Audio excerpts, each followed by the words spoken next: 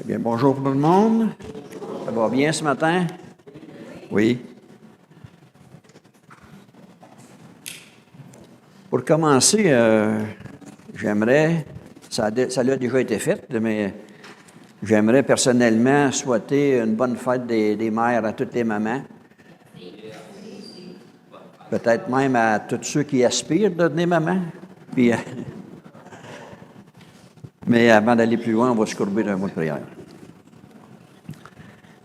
Père éternel, on est vraiment content d'être dans ta présence ce matin. C'est vrai que on est complètement dans ta présence régulièrement, mais là, on est dans ta présence en assemblée, ensemble, ici, à l'Église, pour t'adorer et pour, espérons-le, apprendre un peu de toi, avancer un peu dans le plan que tu as fait pour nous. C'était de nous amener à la mesure parfaite de ton Fils. Maintenant, je me présente devant toi avec ta parole et j'ai vraiment besoin de ton assistance, j'ai vraiment besoin de ton aide parce que c'est ta parole à toi, c'est pas ma parole. Que tu puisses, j'ai la capacité, oui, d'amener ta parole, mais j'ai pas la capacité de travailler dans les cœurs. Toi seul as cette capacité-là. Et je te demande seulement vraiment de travailler premièrement dans mon corps à moi et de travailler avec mes frères et sœurs qu'on puisse ensemble grandir dans ta parole. Amen.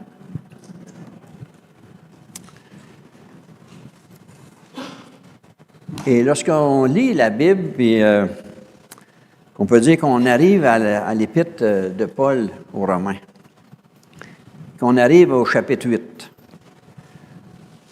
On voit à ce moment-là que l'apôtre Paul vient de terminer, on pourrait dire, une grande section doctrinale sur le plan du salut. Il a démontré que nous sommes justifiés gratuitement, c'est-à-dire qu'il nous a déclarés justes devant Dieu par la foi en Jésus-Christ, sans les œuvres de la loi. Et après avoir décrit au chapitre 7 le combat réel que le chrétien mène contre le péché, Paul revient maintenant avec une consolation absolument essentielle pour nous. Il nous rappelle que même si le péché nous assiège encore, nous ne sommes plus sous sa domination, qui nous conduit à la mort, ni sous la condamnation de Dieu. Bien, ici, on pourrait se poser une question. Le chrétien est-il condamné à vivre toute sa vie dans la frustration spirituelle, dans la défaite puis la culpabilité?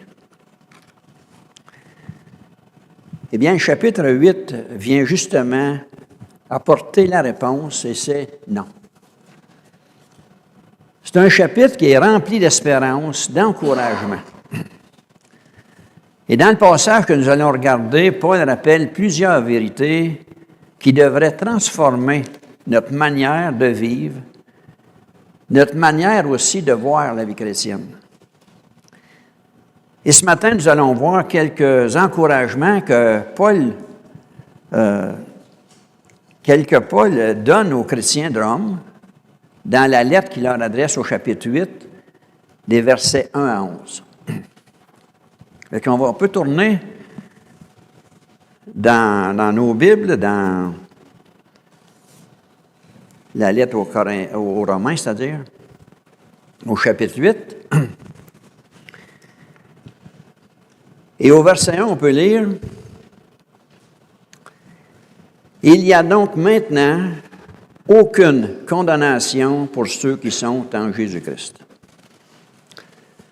En effet, la loi de l'Esprit de vie en Jésus-Christ m'a affranchi de la loi du péché et de la mort. Car chose impossible à la loi, parce que la chair la rendait sans force, Dieu a condamné le péché dans la chair en envoyant, à cause du péché, son propre Fils dans une chair semblable à celle du péché. Et cela afin que la justice de la loi soit accomplie en nous, qui marchons, non selon la chair, mais selon l'Esprit. Ceux, en effet, qui vivent selon la chair s'affectionnent aux choses de la chair, tandis que ceux qui vivent selon l'Esprit s'affectionnent aux choses de l'Esprit. Et l'affection de la chair, c'est la mort, tandis que l'affection de l'Esprit, c'est la vie et la paix. Car l'affection de la chair est inimitié contre Dieu, parce qu'elle ne se soumet pas à la loi de Dieu et qu'elle ne le peut même pas. Or, ceux qui vivent selon la chair ne sauraient plaire à Dieu. Pour vous, vous ne vivez pas selon la chair, mais selon l'Esprit, si du moins l'Esprit de Dieu habite en vous. Si quelqu'un n'a pas l'Esprit de Christ, il ne lui appartient pas.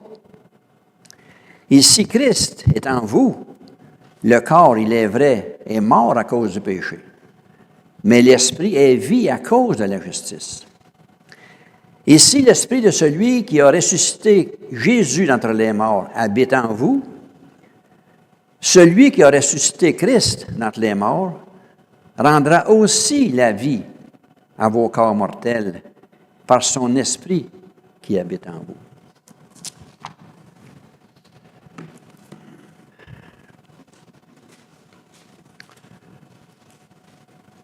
Et comme on vient de lire au verset 1, Paul déclare, « Il n'y a donc maintenant aucune condamnation pour ceux qui sont en Jésus-Christ. »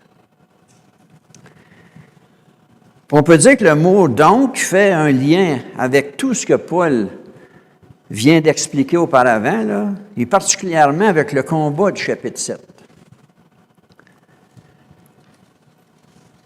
Et comme il dit, une condamnation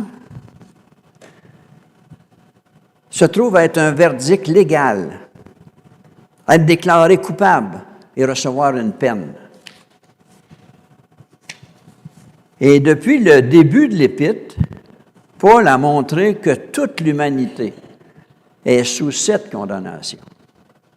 Chacun de nous mérite le jugement de Dieu à cause de notre état de pécheur. Et la peine que nous méritons, tous, c'est la mort. La privatisation de la présence de Dieu. On a chanté tantôt cette croix. Cette croix-là, ça représente quoi? Ça représente la mort de Christ. Mais plus que la mort physique, ça représente la mort spirituelle. Christ a été séparé de son Père pendant un certain temps pour payer ce qu'on devait subir. C'est nous qui devions être là. C'est nous qui devions être séparés de Dieu. Christ a payé. Mais ici, Paul affirme une nouvelle extraordinaire, en tout cas pour moi. Le Seigneur ne nous a pas donné moins de condamnation. Il n'a pas réduit notre peine à cause des circonstances atténuantes, là. Non. Pour ceux qui sont en Jésus-Christ, il n'y en a plus de condamnation. C'est fini, ça. Et s'il n'y a plus maintenant de condamnation, ça veut dire une chose, c'est qu'il y en avait avant. On était condamnés. Mais attention, ça ne veut pas dire que le croyant ne pêche plus non plus, qu'il n'y a plus rien à se reprocher, qu'il n'y a plus rien de condamnable en lui, ni qu'il ne mérite plus de discipline. C'est comme Paul l'a mentionné au chapitre 5, dans les versets 5 à 12. Dans les versets, chapitre 5, c'est-à-dire des versets 12 à 21. Que la condamnation sous laquelle nous étions dans notre identification avec Adam a été complètement levée. Nous étions tous coupables. Nous méritions tous la mort. Nous étions tous aussi sous la colère de Dieu. Et la raison est que le Christ a pris sur nous toutes les condamnations qui pesaient sur nous. C'est pour ça qu'il n'y a plus de condamnation. Si on pouvait s'imaginer, là, j'espère que ça n'arrivera jamais, mais si on pouvait s'imaginer qu'un jour, on se retrouve dans une salle de cour, accusé, condamné, et que le juge présente sa sentence, là, coupable. Puis la peine, c'est la mort. Et là, il arrive une chose inattendue, là, quelqu'un dans la salle qui se lève et dit « Moi, monsieur le juge, je vais payer à sa place. » Oh! Puis là, quelque chose encore de plus étonnant, là, c'est que le juge, il dit « Oui, j'accepte. » Mais cette personne-là qui s'est levée, là, ça allait arriver réellement. C'est Jésus-Christ. Puis le juge qui a accepté, mais c'est Dieu.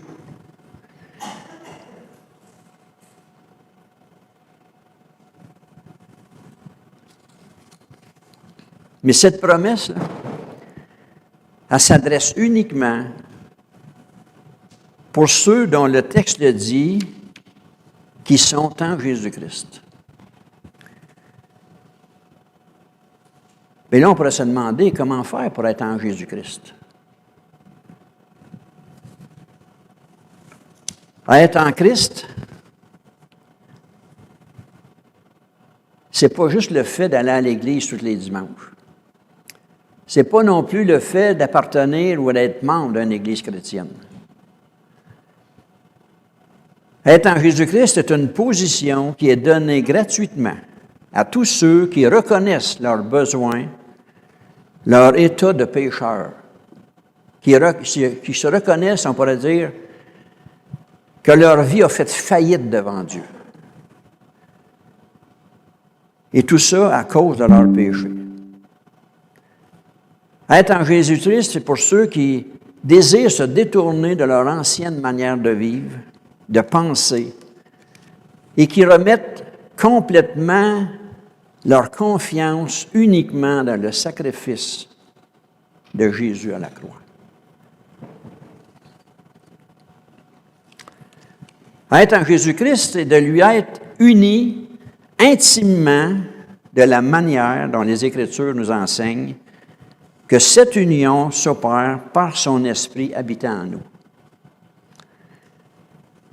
Mais ce n'est pas on pourrait dire une appartenance extérieure, c'est une transformation intérieure. Puisque 2 Corinthiens 5,17 nous dit que si quelqu'un est en Christ, il est une nouvelle créature. Il est une nouvelle création.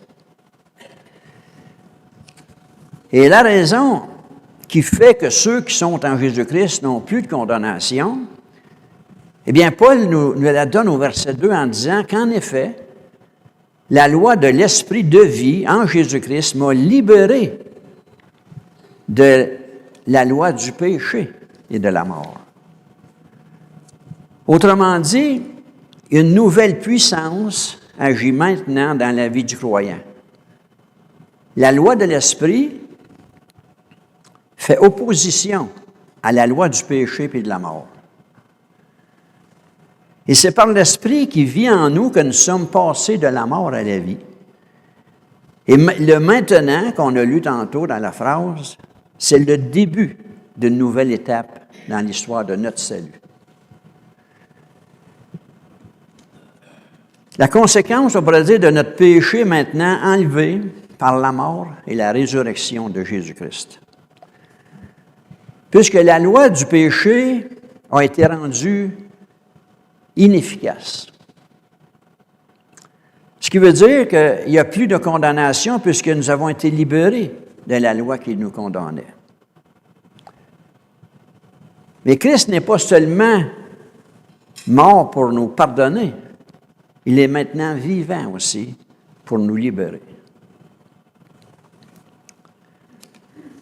Car Paul nous dit au verset 3 que ce qui était impossible à la loi parce que la chair la rendait sans force, on peut dire que la loi de Moïse était impuissante, on pourrait dire, à satisfaire la justice de Dieu.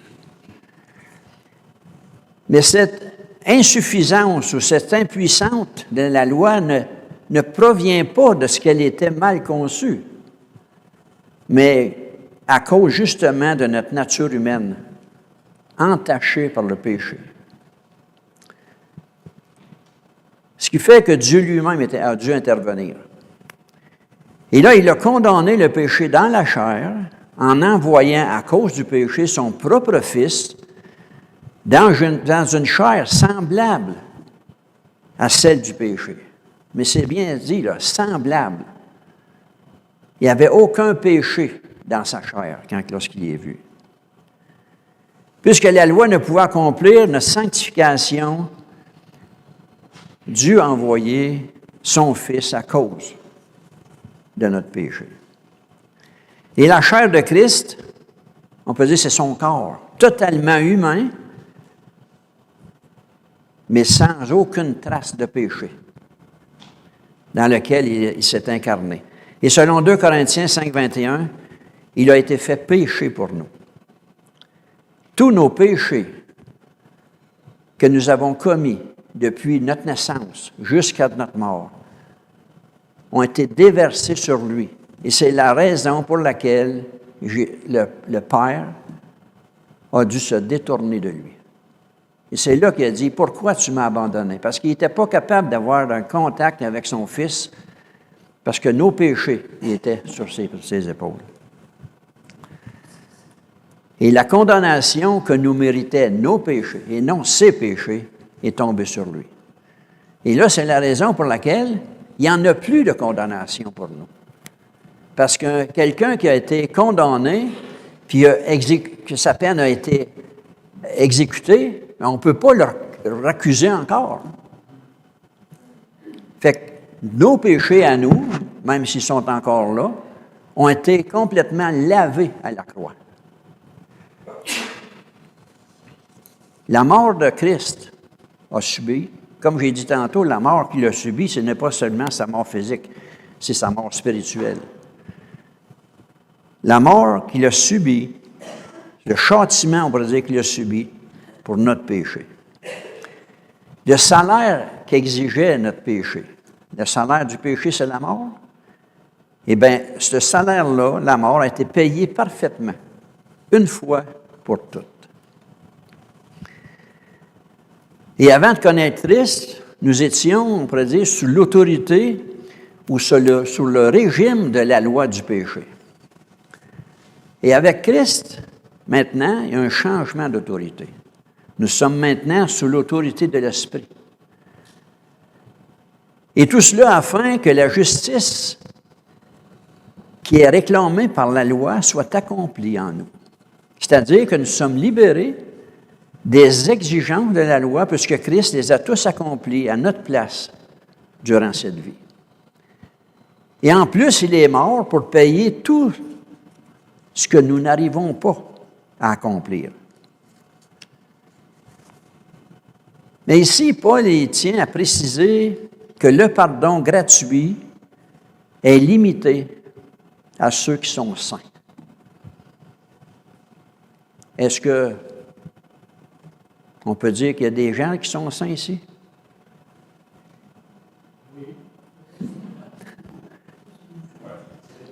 Dans la lettre aux Corinthiens, en tout cas, là, il appelle les Corinthiens des saints. C'est pas parce qu'il n'y avait pas de péché, parce que si on lit la lettre aux Corinthiens, mais ils sont limités à ceux qui sont saints. À ceux qui vivent. Fait qu'on pourrait dire que c'est une autre définition du saint, là, à vivre selon la chair, qui ne vivent pas selon la chair, mais selon l'Esprit, qui sont dirigés par l'Esprit de Dieu et non par leur nature humaine. Et on pourrait dire, cette vérité devrait profondément changer la façon de penser ou de vivre des chrétiens, puisque beaucoup de croyants vivent encore avec un sentiment de culpabilité, en croyant que Dieu est toujours en colère contre eux.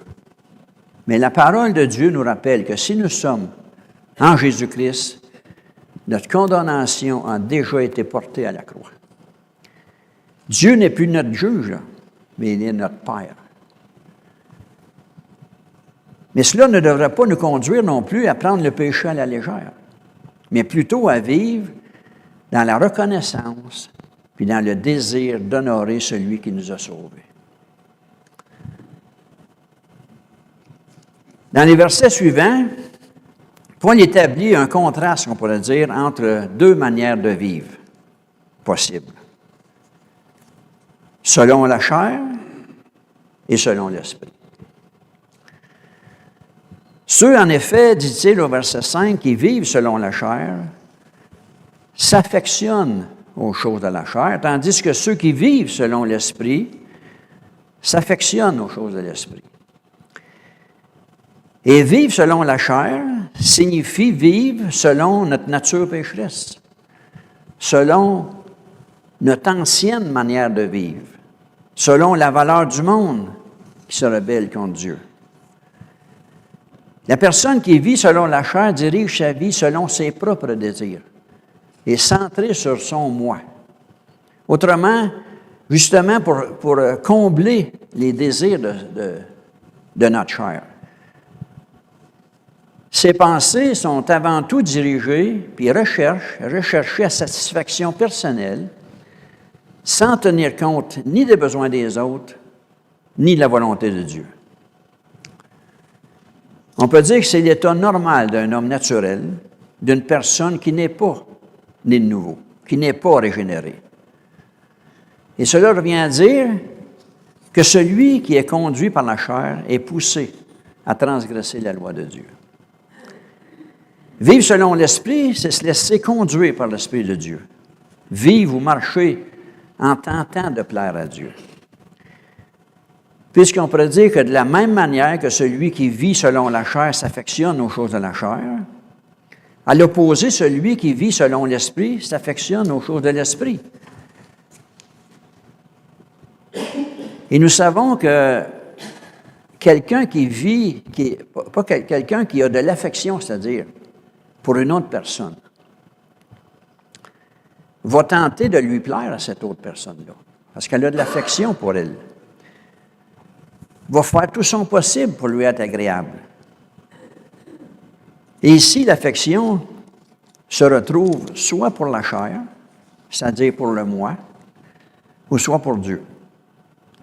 Comme celui qui marche selon la chair va désirer satisfaire sa propre chair, celui qui s'affectionne aux choses de Dieu va désirer plaire à Dieu, marcher dans l'obéissance, puis afin de grandir dans la sainteté. Mais ça, pas par obligation, pas parce que je suis obligé de faire ça, mais par amour, par reconnaissance envers celui qui m'a aimé et qui s'est livré pour moi. Ce qui fait que vivre selon la chair et vivre selon l'esprit ne sont pas deux sortes de vie possibles pour un croyant. Puisque Paul le mentionne au verset 6, l'affection de la chair, c'est la mort. Tandis que l'affection de l'esprit, c'est la vie et la paix. Puis la raison de cette mort, Paul nous la donne au verset 7. C'est que Dieu nous a créés à son image. Et il se trouve à être, dans un certain sens, même si on ne les réalise pas tout le temps, notre bien le plus précieux. Être séparé de lui, c'est être séparé de tout ce qui est nécessaire à la vie, à notre vie et à notre âme. Ce qui veut dire qu'une disposition charnelle s'opère, c'est-à-dire une séparation d'avec Dieu, et par le fait même mortelle. Si on est séparé de Dieu, ça veut dire qu'on est mort. Et c'est l'idée que Paul exprime en disant que l'affection de la chair est inimitié contre Dieu, et la raison est qu'elle ne veut pas se soumettre, à la loi de Dieu. Mais ici, Paul va un peu plus loin en disant que même si elle le voulait, elle ne le peut même pas. Elle en est incapable de se soumettre à la volonté de Dieu. Au verset 8, Paul est catégorique. Ceux qui vivent selon la chair ne peuvent plaire à Dieu. Et là, ce n'est pas une question d'effort. Je vais essayer encore plus. C'est une question de nature. Puisque dans la chair, comme nous avons vu, c'est être sous la direction de la nature corrompue et être dépourvu de la grâce de Dieu. Ceux qui vivent selon la chair ou par leur propre effort, par leur propre nature, ne sont pas animés de l'Esprit puisqu'ils n'ont pas l'Esprit de Dieu en eux. C'est tout simplement ça. Et ils sont constamment centrés sur leurs besoins et non sur la gloire de Dieu. Et sans l'Esprit, il est impossible de plaire à Dieu. Mais ça ne veut pas dire non plus que ceux qui vivent selon l'Esprit, là, n'accomplissent jamais les désirs de la chair. Parce que, comme on a déjà vu, notre nouvelle nature habite dans notre vieux corps mortel. Mais Christ nous a donné le pouvoir de vaincre cette nouvelle nature. Mais ça veut dire aussi que c'est pas celui qui va vivre selon l'Esprit, oui, ça va y arriver de pécher, mais ce n'est pas son style de vie habituel.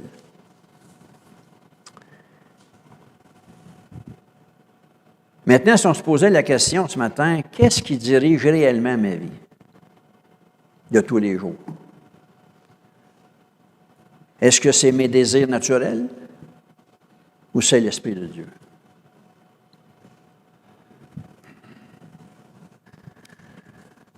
Et au verset 9, Paul, pour faire suite à ce qu'il vient de dire, là, il veut encourager ses lecteurs en les assurant, puis en leur disant, « Quant à vous,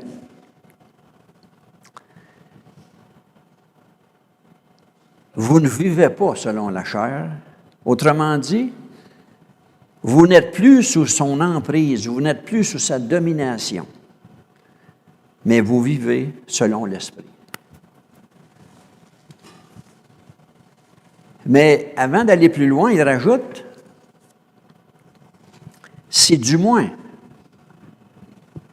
l'Esprit de Dieu habite en vous. » Et on peut dire que Dieu, c'est un esprit. Comme Jésus l'a dit, c'est un esprit. Donc, il est partout. Hein? Mais on voit dans l'Ancien Testament qu'il avait choisi un endroit spécifique pour manifester sa présence. Le premier endroit qu'il avait choisi, c'est dans le tabernacle de Moïse, que Moïse avait fait construire au mont Sinaï. Ensuite, il a manifesté aussi sa présence dans le temple de Salomon, que Salomon avait fait construire.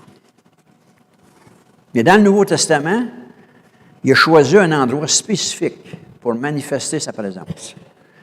Et cet endroit-là, elle s'appelle l'Église. Selon 1 Corinthiens 6, 19, le croyant, et là, je recule un peu, là. Quand je parle de l'Église, là, je ne parle pas de la bâtisse. Je parle de l'assemblée des croyants. Ensemble, nous formons le temple de Dieu. 1 Corinthiens 6, 19, le croyant est devenu la demeure de l'Esprit, le temple du Saint-Esprit qui habite en lui. Et chacun des chrétiens se trouve à être lui-même le temple, la demeure de Dieu. Or, si quelqu'un n'a pas l'Esprit de Christ, il ne peut pas être le temple. Il ne peut pas représenter Dieu. Et autrement dit, il ne fait pas partie des siens. Mais il faut dire aussi que Paul ne connaît pas personnellement chacun de ses lecteurs. Et c'est la raison pour laquelle il commence par exprimer un sentiment, on pourrait dire, de confiance envers eux. Il est convaincu que la majorité de ses lecteurs sont régénérés, sont nés de nouveau, que l'Esprit de Dieu habite en eux. Toutefois, il ajoute une interrogation par laquelle Paul les invite à réfléchir puis à se sonder eux-mêmes, à savoir si leur état correspondait vraiment à cette supposition. si du moins l'Esprit de Christ habite en vous. La certitude d'avoir l'Esprit de Dieu repose, on pourrait dire, sur leur profession de foi. Mais encore faut-il que leur profession de foi soit vraiment sincère. Dans un langage québécois, on dirait que mes bottines suivent mes babines. Je ne peux pas juste, que ce ne soit pas juste simplement une formule qu'on m'a appris et que j'ai répétée. Ah. Fait que, c'est sûr, là, je l'ai dit, la prière. Là, fini. Il faut qu'il y ait une transformation qui s'opère avec ça. Puis Paul avait déjà exprimé le même doute face aux Corinthiens. Dans sa deuxième lettre au chapitre 13, il a écrit au verset 5, « Examinez-vous vous-même pour savoir si vous êtes dans la foi. Éprouvez-vous vous-même. Ne reconnaissez-vous pas que Christ est en vous? » Et là, Paul rajoute dans Romains, « Si quelqu'un n'a pas l'Esprit de Christ, il ne lui appartient pas. » Mais ça signifie clairement que toute personne qui appartient à Christ possède le Saint-Esprit. Il n'existe aucun chrétien qui n'a pas l'Esprit de Dieu. Sinon, il n'est pas chrétien.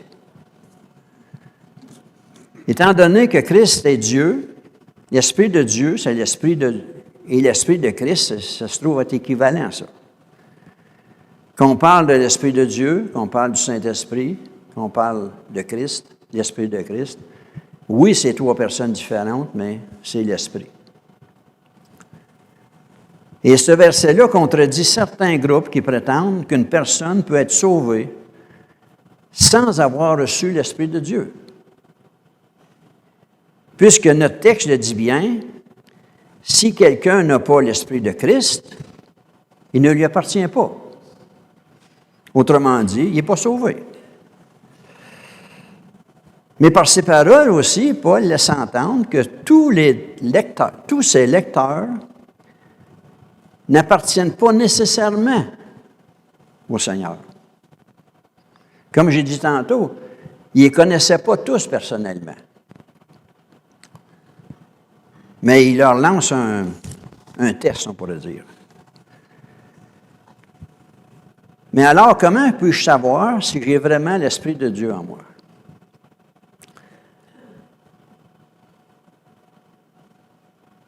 Eh bien, Paul nous donne un bon indice, mais ce n'est pas le seul, là, mais un bon indice dans 2 Corinthiens 3, de 14 à 16, où il est écrit que les Israélites sont devenus durs d'entendement. Car, dit-il, jusqu'à présent, lorsqu'ils font la lecture de l'Ancien Testament, il y a un voile qui les empêche de comprendre. Ils lisent l'Ancien Testament, et ça me rappelle que ma belle-sœur m'avait donné une Bible, une tobe. Puis je lisais l'Ancien Testament, puis je lisais le Nouveau Testament, puis je comprenais absolument. Oui, je lisais. Comme je lisais le Journal de Montréal, je comprenais ce que je lisais. Mais je ne comprenais rien. Il y avait un voile. Puis Paul dit que ce voile ne disparaît qu'en Christ, lorsque les cœurs se convertissent au Seigneur. Ensuite, au chapitre 4, versets 3 à 4, Paul écrit, « Si votre évangile, si la bonne nouvelle du salut est encore voilée, si c'est vraiment pas clair dans votre tête pour ça, dans votre cœur, si l'Évangile est encore voilé. Ce qui veut dire que seul l'Esprit de Dieu peut rendre clair l'Évangile. C'est lui qui nous convainc que nous sommes pécheurs, qui nous convainc que nous avons besoin d'un Sauveur, que nous sommes perdus, que sans Christ, on s'en va directement en enfer. Donc, si j'ai l'Esprit de Dieu, si je suis né de nouveau, je suis animé par l'Esprit et non par ma nature propre. C'est lui qui va me convaincre de péché, c'est lui qui m'attire à Christ. C'est lui aussi qui va produire un changement en moi. C'est pas parfait, mais c'est réel. Mais il y a une autre question, comment ça se fait qu'il m'arrive encore de pécher? Et peut-être que la réponse se trouve au verset 10, où Paul dit que si Christ est en vous, votre corps, il est vrai, est mort à cause du péché. Mais votre esprit est vie à cause de la justice. Parce que même si Christ est en nous, notre corps, lui, n'est pas régénéré. Il va devoir passer par la mort.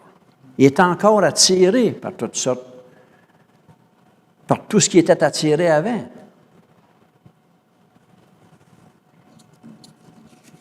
Mais il y a une bonne nouvelle, par exemple, pour lui. Et si l'esprit de celui qui a ressuscité Jésus habite en vous, verset 11, celui qui a ressuscité Christ rendra aussi la vie à votre corps mortel par son esprit qui habite en vous. Le simple fait que l'Esprit de Dieu habite dans nos corps se trouve à être une garantie de vie, dans un sens, on peut dire, plus complet. Une garantie que nos corps mortels vont ressusciter.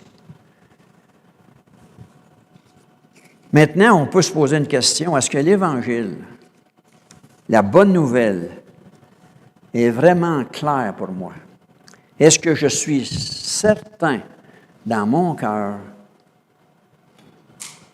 que si je sors d'ici ce matin et que je me fais frapper par un auto en avant, où est-ce que je me retrouve? Est-ce que je me retrouve au purgatoire? Ou est-ce que je me retrouve dans la présence de Dieu? Est-ce que c'est clair pour moi ce matin? Si ce n'est pas clair, là, partez pas d'ici sans avoir une réponse. Parce qu'on ne sait pas, l'auto, elle va passer tantôt, si vous êtes là. Est-ce que je vois dans moi l'œuvre du Saint-Esprit dans ma vie?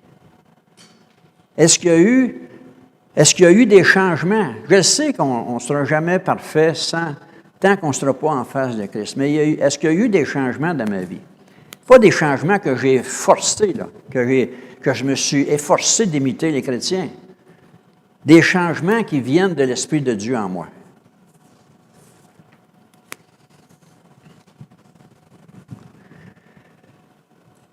Maintenant, ce passage de Romains 8 nous rappelle, on pourrait dire, des privilèges extraordinaires que possède le croyant en Jésus-Christ. Des privilèges qu'on n'avait pas avant. Là. En Christ, nous ne sommes plus sous la condamnation. C'est fini, ça. Christ a été condamné à ma place.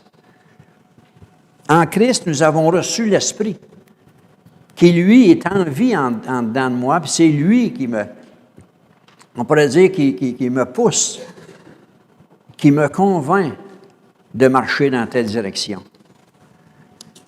Ces vérités devraient transformer notre manière de vivre. Plutôt que de vivre dans la culpabilité ou dans la peur, on peut vivre dans la reconnaissance puis dans la confiance en Dieu. C'est ça. C'est pas que je le fais parce que je suis obligé, mais je le fais parce que je suis reconnaissant envers Dieu. Mais ce passage aussi nous invite aussi à nous examiner. Est-ce que je suis réellement en Jésus-Christ? Car cette promesse s'adresse uniquement à ceux qui lui appartiennent. Si nous sommes en lui, nous marchons chaque jour selon l'Esprit en faisant mourir le péché et en vivant pour la gloire de Dieu. Et souvenons-nous qu'un jour, après ces luttes que nous avons traversées, après les épreuves de la vie, nous partagerons tous ensemble. C'est ça, j'ai hâte de voir ça. Mais qu'on soit tous, c'est sûr qu'il ne faut pas être égoïste, on va laisser la place aux autres aussi. Là. On ne sera pas juste l'Église de Buckingham. Mais on va être tous ensemble. Puis je suis certain qu'on va se rappeler des bons souvenirs.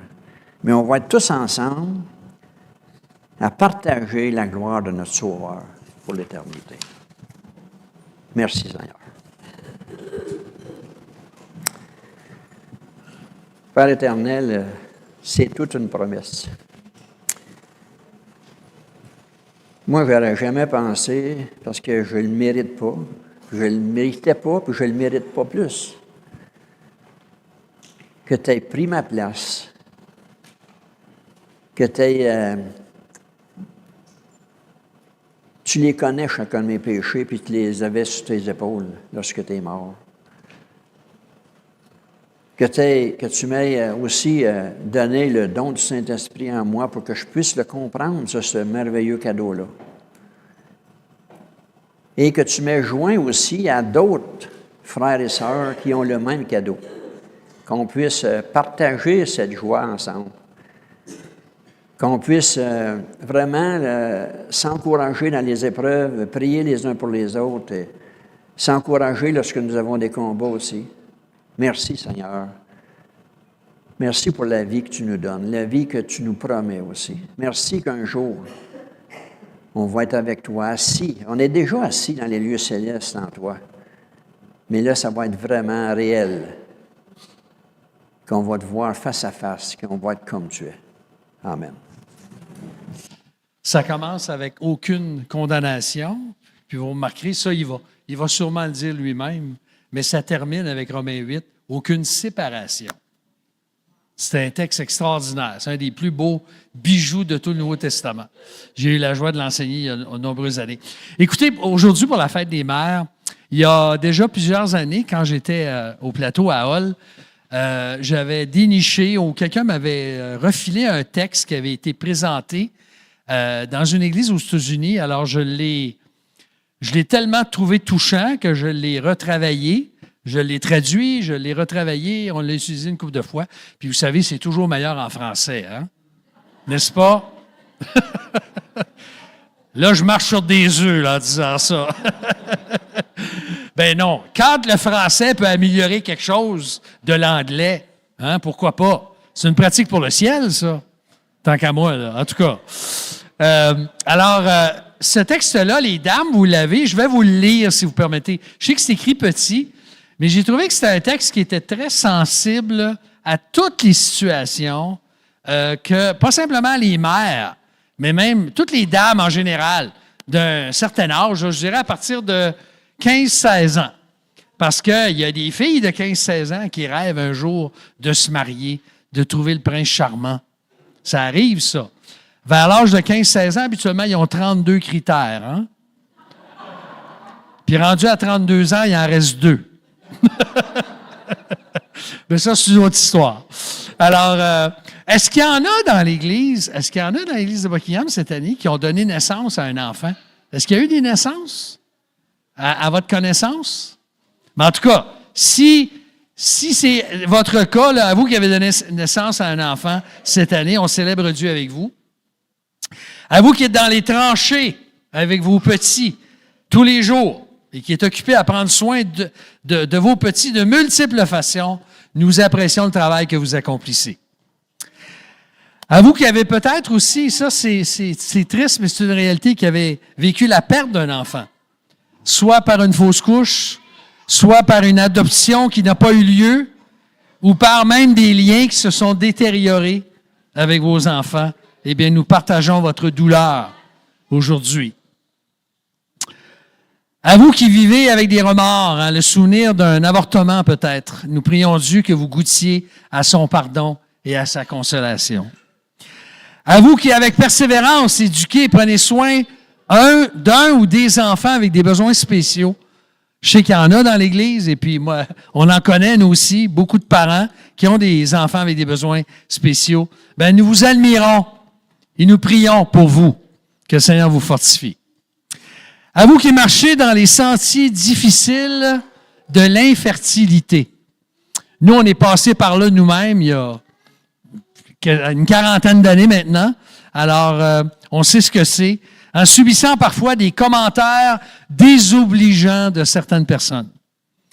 qui vivez avec une déception tous les mois. Vous avez tellement hâte, mesdames, d'être enceintes. Ben, nous marchons avec vous. Pardonnez-nous lorsque nous disons des paroles insignifiantes. Et je n'ai pas besoin de les répéter, ces paroles-là. À vous qui avez adopté un enfant comme mère, qui fait du mentorat, ou comme mère spirituelle, bien, on veut vous redire aujourd'hui combien on a besoin de vous. À vous qui élevez seul un ou des enfants, ou avec peu d'appui de votre mari ou de votre conjoint, ça arrive aussi, c'est très fréquent, eh bien, nous prions pour vous que le Seigneur vous soutienne aussi. À vous qui avez des relations chaleureuses et intimes avec vos enfants, nous nous réjouissons avec vous. À vous qui souffrez pour vos enfants, dont le cœur s'est éloigné du vôtre, nous compatissons à votre douleur. À vous qui avez perdu votre maman pendant l'année, ça je pense que notre sœur Ivy a perdu sa maman dans l'année qui vient de passer. Et il y en a peut-être d'autres aussi dont je ne suis pas au courant, bien on pleure avec vous. Pardon? Ben oui, c'est vrai, notre sœur Danielle et Jeanne, hein, bien sûr. Bien sûr. Excusez, là, ça m'était juste parti de l'esprit. À nos grands-mamans, qui aiment tant leurs petits-enfants, nous partageons votre bonheur. À vous dont les enfants vont quitter le nid familial, je ne sais pas s'il y en a, là, dans les mois à venir, bien, nous pleurons, puis nous nous réjouissons avec vous. À la fois. Ça a l'air un petit peu contradictoire, mais c'est la réalité, hein? Je me souviens, quand j'ai quitté le foyer familial, ma mère j'avais 26 ans, il était temps que je m'en aille. Ma mère, elle m'a dit, « Tu vas revenir, hein? » Je dis, « Oui, maman, je vais revenir. Je vais revenir. » Je suis revenu régulièrement. Mais elle perdait son bébé, même si ce n'était pas son bébé était parti avant, mais j'étais le dernier qui restait à la maison. À vous qui, avec surprise et anticipation, attendez la venue d'un enfant. Nous nous réjouissons à l'avance de ce cadeau que Dieu vous prépare. Et à nos jeunes filles, à vous les jeunes filles qui aimeraient devenir mères un jour, bien on rêve avec vous. Et ça, c'est une belle chose à rêver. À vous qui êtes plus âgés, qui priez sans cesse, qui conseillez, qui venez en aide aux plus jeunes mamans et aux jeunes filles de l'Église, vous avez une place de choix parmi nous. Et puis vous exercez un ministère incomparable, extrêmement important. Donc, à vous, chères sœurs, qui survivez tous les défis de la maternité, nous sommes une Église plus chaleureuse et plus efficace grâce à vous. Vous saviez ça? On veut vous le redire ce matin. Alors, en cette fête des mères 2026, nous célébrons chacune, mes sœurs, votre amour, votre ténacité. La maternité, ce n'est pas fait pour les cœurs sensibles. Et nous comptons dans nos rangs de vraies combattantes. Alors, on rend grâce à Dieu pour chacune d'entre vous et vous méritez toutes, chacune d'entre vous, notre admiration.